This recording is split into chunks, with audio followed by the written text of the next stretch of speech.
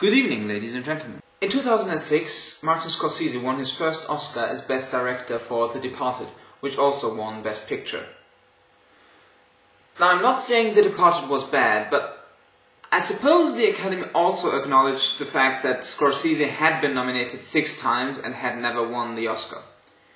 Because I think many of the other nominees were a lot better. For example, Babel by Alejandro González Iñárritu, a film that reminded me a lot of Syriana because it deals partly with similar subjects and because it also has many interwoven storylines. I also really liked The Queen by Stephen Frears.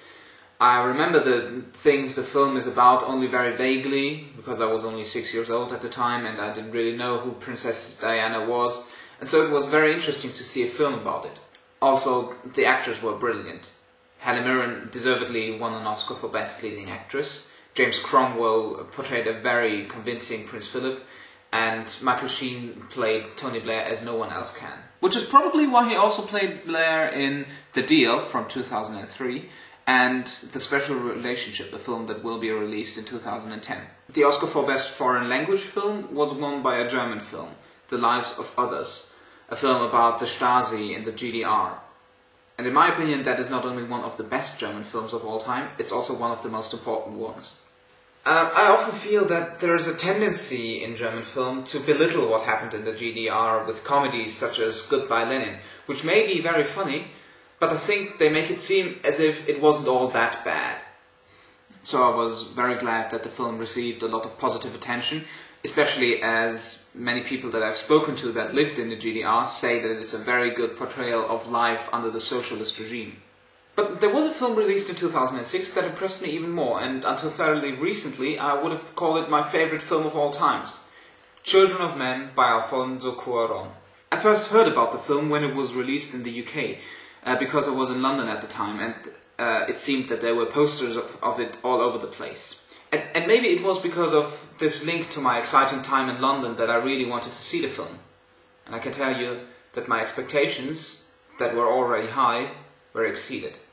The film is set in 2027 in a world that's torn apart by war, terrorism and despair.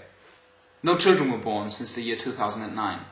No one knows why humankind has become infertile, but everyone knows that it means the certain end of our species over the next decades. The film is set in Great Britain, apparently the only part in the world that is not destroyed by war.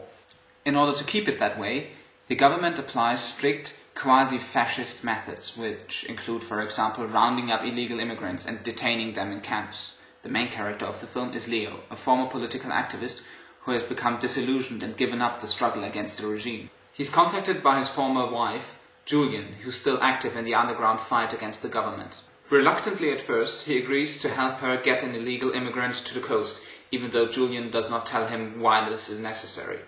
I won't talk about the story anymore, because that would mean giving away too much. What's brilliant about the film is that it seems so very real. It's shot in a documentary kind of handheld camera style that creates the impression of authenticism. Something you may have heard of in relation to Children of Men are the long shots. There are several scenes in the film that appear to be filmed in only one shot. I say appear to because Cuarón admitted that they cheated a little with CGI. But that doesn't matter. These scenes add to the feeling of the film and literally kept me on the edge of my seat. Because these scenes aren't scenes that are easy to film in one shot. One of them is an attack on a car filmed from within the vehicle. Another one takes place during a gunfight between terrorists and the army. That's something else I found hugely impressive. Gunshots. By now you're probably used to guns being fired in films. That's nothing special anymore. But in Children of Men, I literally had the feeling as if the guns were fired right next to me, and as if I had to dodge the bullets. The London of 2027 looks futuristic, but still believable. There are no flying cars or androids or anything like that. There are things like, for example, flat screens rather than posters on the sides of buses, but generally the whole place looks rather run down and shoddy. So when you watch the film, you get the impression that all this might actually happen. And the film enforces this by numerous allusions to topical events. For example, in a camp where illegal immigrants are detained, we see several men in orange overalls with black hoods over their heads. Also, a scene depicting a terrorist attack in London immediately reminds one of the London bus bombings, which actually happened during filming. I don't know about you, but I'm not very worried about a Martian invasion or any of the other sci-fi cliches. But this version of the future really gave me goosebumps because I could imagine it happening. And this is why you need to watch the film as soon as possible. If you think Children of Men might interest you, then watch it now, because in some years' time this feeling will have gone.